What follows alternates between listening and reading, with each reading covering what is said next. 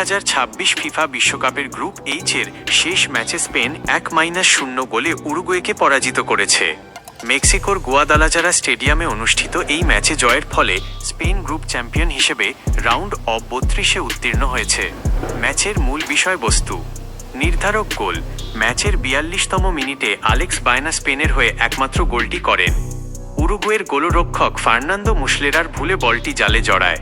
উরুগুয়ের বিদায়। এই পরাজয়ের ফলে উরুগুয়ে গ্রুপ পর্ব থেকেই বিদায় নিয়েছে। দুইবারের বিশ্ব চ্যাম্পিয়ন উরুগুয়ে গ্রুপে কোনো জয় পায়নি।